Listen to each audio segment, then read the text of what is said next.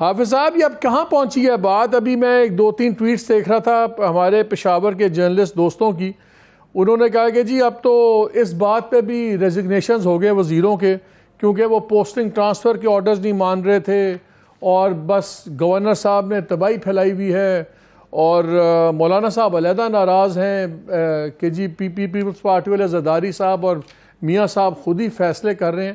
پہلے تو یہ بتا دیں کہ اب آپ کی تسلی ہو گئی ہوئی ہے جو یہ میاں صاحب اور زرداری صاحب بڑے فیصلے کر رہے تھے بیٹھ کے، اور کیا مولانا صاحب کو وہ اہمیت اب دی جائے گی جو پہلے ظاہر نہیں دے رہے تھے؟ بسم اللہ الرحمن الرحیم۔ یہ بات یہ ہے کہ جہاں تک مولانا صاحب کی تحفظات کا اظہار ہے وہ آپ کے سامنے آپ نے دیکھا بھی ہوگا اور سنا بھی ہوگا۔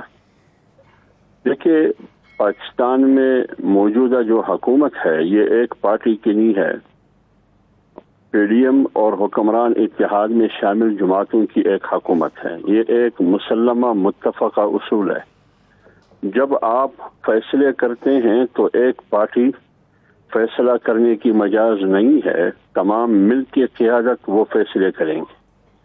پھر خصوصی بات یہ ہے کہ جب آپ کے ملک میں سیاسی عدم استحکام ہو، دوسری طرف معاشی عدم استحکام ہو، تو ایک پارٹی تنہا نہ فیصلے کر سکتی ہے نہ یہ ملک چلا سکتی ہے۔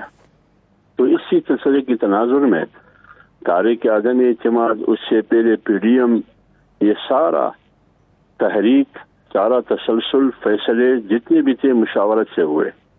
اب آئیے اس بات پر کہ 1.5 مہینے کے بعد یا 50 دن کے بعد یہ موجودہ حکومت ختم ہوگی، اسمبلیاں ختم ہوگی، یا 60 دن میں یا 90 دن میں انتخابات۔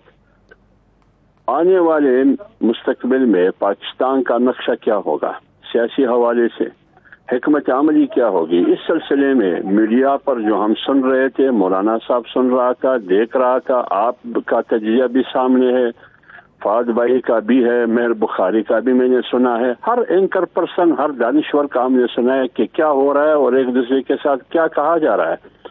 تو اسف علی زرداری صاحب اور میاں صاحب دونوں محل محترم ہے، پاکستان سے ایک لندن سے، ایک پاکستان سے جا کے دبئی پہنچے، بچے بھی وہاں پہنچے۔ اب سوال یہ ہے کہ پاکستان کے مستقبل کا فیصلہ کیا کولیشن حکومت میں شامل تمام پارٹیوں کی لیڈرشپ کو اعتماد میں لے کے آگے بڑھنا ہے، یا 2 پارٹیوں کی قیادت مل کے آگے بڑھنا ہے؟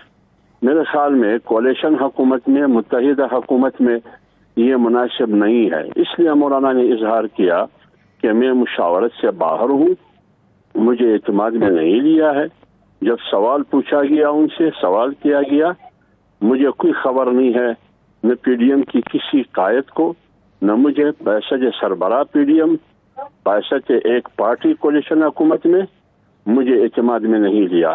اتنی سی بات تھی، اور یہ ایک حقیقت ہے اور یہ نہیں ہونا چاہیے۔ جو ملاقات ہوئی ہے، جب وزیر اعظم سے ان کی ملاقات ہوئی ہے، کہ ابھی بھی یہ معاملہ اب تسلی ہو گئی ہے؟ کیونکہ ایک چیز یہ بھی کہا جا رہا ہے کہ اب آپ کی ضرورت نہیں ہے پی ایم ایل این کو یا زرداری صاحب کو، بیکاز پہلے آپ کے لوگ چاہیے تھے، جلوس نکالنا تھا، مارچیں کرنی تھی، دھرنے دینے تھے، اب تو وہ ضرورت نہیں ہے۔ خان صاحب کا تو انسٹیٹیوشن بندوبست کر رہا ہے، تو اب آپ کی ضرورت نہیں ہے، اس لیے وہ آپ کو وہ اہمیت نہیں دینا چاہ رہے۔ دیکھیے مالک صاحب، بات یہ ہے کہ جمعیت علماء اسلام ایک معمولی پارٹی نہیں ہے، ایک معمولی سیاسی قوت نہیں ہے۔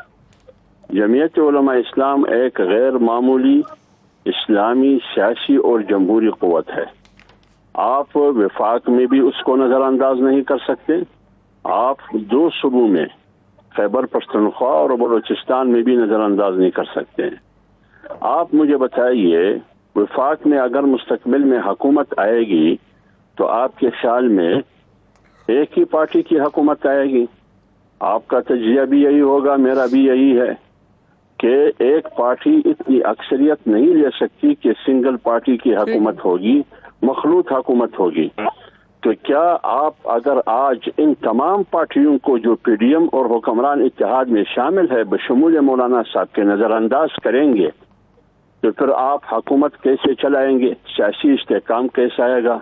معاشی استحکام کیسے آئے وہ گی؟ آپ کی بات ٹھیک ہے، لیکن کیا جو پرائم منسٹر کی ملاقات ہوئی مولانا صاحب، اب اس کے بعد تمام غلط فہمیاں دور ہو گئی ہیں؟ نہیں ابھی میں عرض کر رہا ہوں دیکھیے بات یہ ہے کہ میاں شہباز شریف کے ملاقات سے مسائل حل نہیں ہوں گے، نہ اطمینان ہوگا، کیونکہ ملاقات ہوئی ہے اسف علی زرداری صاحب اور میاں نواز شریف کے درمیان۔